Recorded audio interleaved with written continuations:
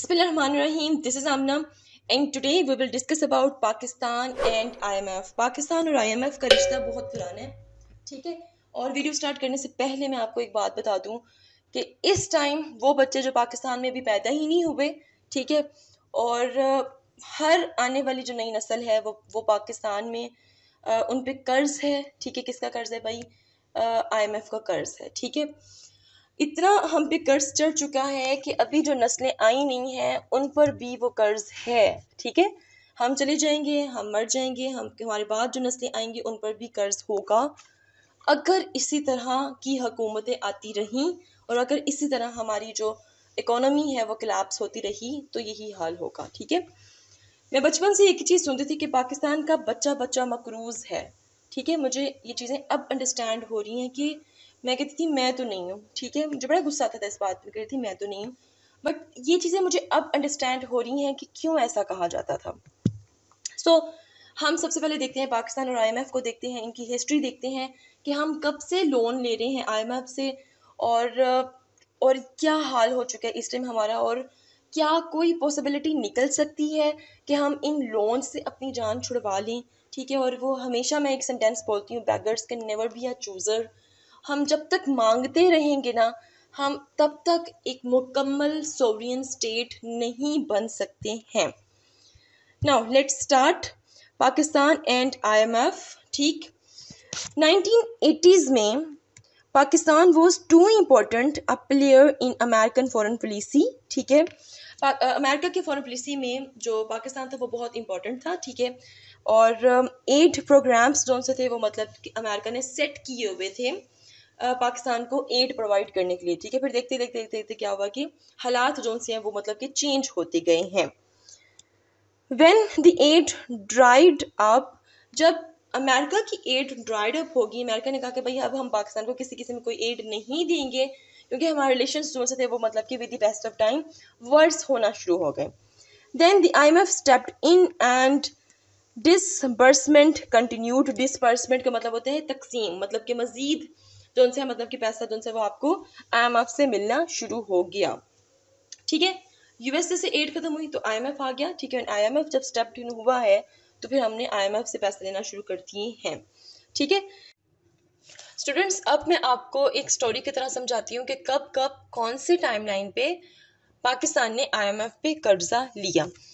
तो हम story start करते हैं जी 1950 से। आपको पता है कि 1950s में पाकिस्तान ने IMF को ज्वाइन किया था। In 1958 में for the first time Pakistan went to IMF for bailout। 1958 में पहली दफ़ा पाकिस्तान IMF के पास गया कर्जा लेने के लिए, ठीक है। 1958 में went to IMF again, Pakistan again went to IMF in 1965, ठीक है। उसके बाद 1965 में फिर IMF के पास गया कर्जा लेने के लिए। Pakistan again went to IMF for balance of payment problem. फिर पाकिस्तान को बैलेंस ऑफ पेमेंट का एक प्रॉब्लम फेस करना पड़ा और फिर से 1968 में IMF के पास गया कर्जा लेने। 1971 में होती है जंग पाकिस्तान और east Pakistan and west Pakistan की, बहुत सा लॉस होता है और तब फिर पाकिस्तान को ज़रूरत पड़ती है लोन की। और 1973 में अगेन पाकिस्तान IMF के दरवाजे पर जाता है लोन लेने के लिए। तो एक बहुत लंबी हिस्ट्री है लोन की, उसको हम देखते हैं। Another loan in 1974 में फिर दोबारा से लोन लिया था to meet its growing needs। 1977 में another standby agreement was made on urgent basis। 1980 में दोबारा फिर से लोन लिया जाता है और ये वो टाइम था जब Pakistan has already part of US cold war against Soviet union, ठीक है। कोल्ड वॉर का टेन्योर चल रहा था और उस वक्त जो पाकिस्तान था वो US की साइड पर था, ठीक है। और किसके अगेंस्ट था? रशिया के अगेंस्ट था। तो अब आप लोगों के सामने कि कितने ज़्यादा लोन्स हम लोग ले चुके हैं, ठीक। देन फिर स्टार्ट होते हैं जी अनदर ईरा, बेनज़ीर भुट्टो का ईरा स्टार्ट होता है और दिस वॉज, आप कह सकते हो कि एक इस तरह का ईरा था जब पाकिस्तान में डेमोक्रेसी आ चुकी थी, कोल्ड वॉर ख़त्म हो चुकी थी, ठीक है। सोवियन स्टेट्स बन चुकी थी, डेमोक्रेसी पाकिस्तान में स्टार्ट हो चुकी थी, but old ways to handle economy poorly continued, लेकिन पाकिस्तान की जो इकोनॉमी थी ना वो बूस्ट नहीं हो सकी, ठीक है। वही पुराने तरीके इकोनॉमी को ऊपर लेकर जाना, लेकिन नहीं हो पाया। 1988 में another loan in shape of structural adjustment facility के लिए फिर से जरूरत पड़ी लोन की। 1988 में फिर से पाकिस्तान IMF से लोन लेने चला गया। फिर जी 1990 में नवाज शरीफ का इरा स्टार्ट हो जाता है। ये जो गवर्नमेंट थी इसने ये डिसाइड किया था कि हमने IMF से लोन नहीं लेना है। Government decided against going to IMF agreement. भाई इन्होंने कहा कि भाई हमने किसी किस्म का एग्रीमेंट नहीं करना, IMF के साथ किसी किस्म का लोन नहीं लेना। बजाय इसके कि ये IMF के पास जाए, इन्होंने सोचा कि हम लोग क्यों ना बायलैटरल एड पर यकीन रखें और बायलैटरल एड से ही काम चलाएं। तो इन्होंने बहुत से ताल्लुकात बेहतर बनाए सऊदी अरेबिया के साथ, इसके अलावा मज़ीद दूसरे स्टेट्स के साथ, ठीक है। और फिर सऊदी अरेबिया से उन्होंने लोन लिया था। 1993 में दोबारा फिर से आता है इरा बेनज़ीर भुट्टो का, और फिर से इस हुकूमत ने 1993 में, 1994 में और 1995 में 3 दफ़ा IMF से लोन लिया, मतलब तीनों सालों में लोन लिया। और इसलिए कहा जाता है कि ये भाई बहुत ज़्यादा करप्ट हुकूमत थी, इससे बहुत ज़्यादा पाकिस्तान की इकोनॉमी को लॉस हुआ। वैसे तो जितने भी आ रहे हैं कुछ अच्छी रिफॉर्म्स भी लेकर आते हैं, प्लस खाते पीते भी हैं, खिलाते भी हैं, लेकिन कुछ ऐसी गवर्नमेंट्स भी आई जिन्होंने बहुत नुकसान पहुंचाया पाकिस्तान को कि उनका नुकसान अभी तक पूरा नहीं हो रहा। 1997 में फिर से नवाज शरीफ का दौर आता है और भुट्टो की गवर्नमेंट हो जाती है ख़त्म। But Bhutto government left economy in worst shape.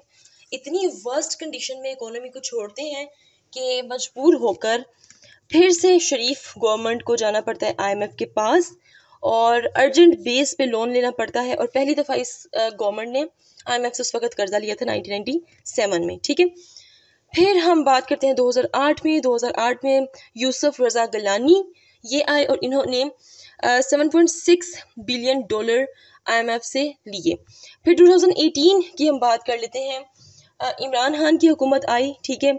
This government arrange friendly loans from Saudi Arabia, UAE, China to avoid tough IMF conditions, ठीक है।